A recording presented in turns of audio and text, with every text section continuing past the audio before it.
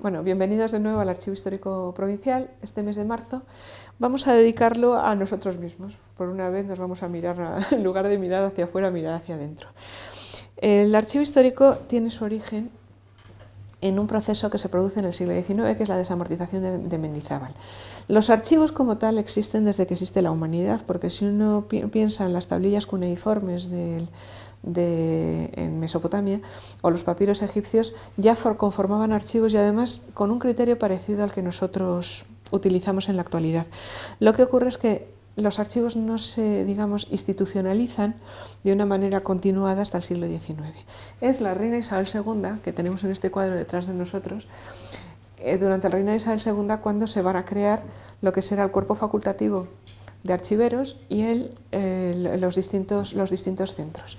Y, curiosamente, el primer archivo, digamos, organizado con estatuto jurídico de archivo y reconocido, fue el archivo de la Delegación de Hacienda.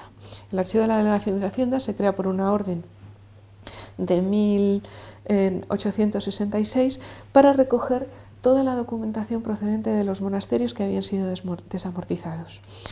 A partir del reinado de Isabel II desaparecen muchas órdenes monásticas y las propiedades de estas órdenes monásticas, aquí es donde siempre estamos con el dinero por medio, se las queda el Ministerio de Hacienda y el Ministerio de Hacienda las pone en venta.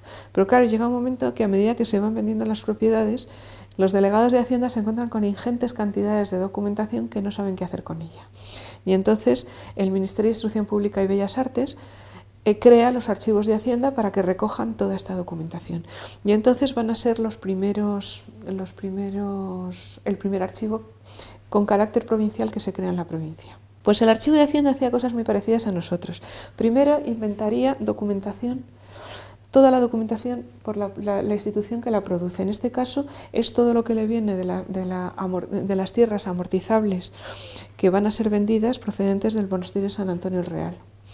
Por ejemplo, tenemos aquí las oposiciones que hacían mis colegas en el siglo XIX cuando se examinaban para archiveros. Y entonces se pide criterios para ver cómo van a ser estos ejercicios de oposiciones, cómo se van a hacer, ¿no?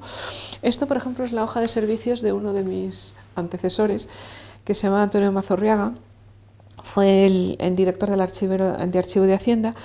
Estuvo trabajando en el Archivo de Hacienda entre 1920 y 1936 y tenemos aquí sus hojas de ascenso, como cuando ingresa, cómo va ascendiendo a lo largo del cuerpo hasta que llega a la dirección. Y luego hay cosas curiosas, por ejemplo, en este bloque tenemos peticiones, o sea, la administración pide al archivo información, igual que los ciudadanos, que es para lo que nosotros es el fundamento de nuestro trabajo.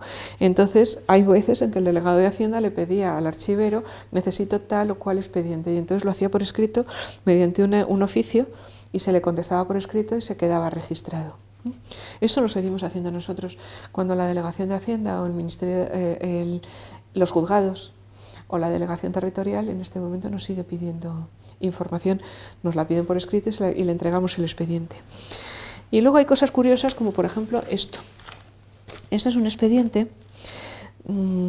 de eliminación de documentos. O sea, le piden un informe porque ya hay tal cantidad de papeles que decida qué documentación es inútil, no tiene valor y cómo se va a destruir.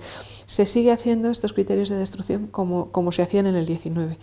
Y este último es también muy curioso, son todos los documentos, un listado de documentos, índices de documentos que procedían del monasterio del Parral, que deben ser mandados a Madrid, al Histórico Nacional. Se les considera de una importancia extraordinaria.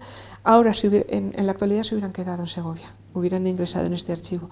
Pero en aquellos momentos de finales del siglo XIX, estos documentos iban a formar la sección de clero del Histórico Nacional. Y entonces, digamos que esto es una documentación complementaria a la que actualmente existe en el Archivo Histórico Nacional en Madrid. Los criterios que en este momento se utilizan de transferencia, de eliminación, de registro, son los mismos. Lo que pasa es que, claro, ahora vemos este libro tan viejo, con estas anotaciones hechas a pluma, y sin embargo, en la actualidad esto se hace en un ordenador. Los expedientes estos, las peticiones de investigador, pues siguen siendo lo mismo. Alguien que te razona la razón por la cual quiere acceder a un documento y se le entrega el documento. Si es la administración, incluso se les entrega en préstamos. Si es un particular, se les entrega salen a la sala de investigación y trabajan sobre ello. Y luego esto es una cosa que ya actualmente se hace poquito, pero hasta los años 80 era bastante habitual, que es que los archiveros éramos los peritos grafólogos del juzgado.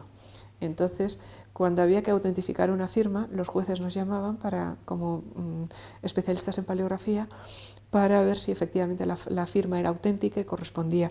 Y entonces tenemos varios informes que se presentan al juzgado por parte de Mazorriaga y sus predecesores, informando sobre que el documento es falso o no es falso en función de la grafía, la firma, si el documento está debidamente firmado y la persona que dice ser es quien es.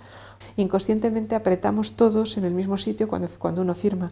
Además son firmas sueltas, pero cuando alguien la falsifica normalmente fuerza esta situación. Entonces o eres muy bueno falsificando o generalmente hay algún rasgo.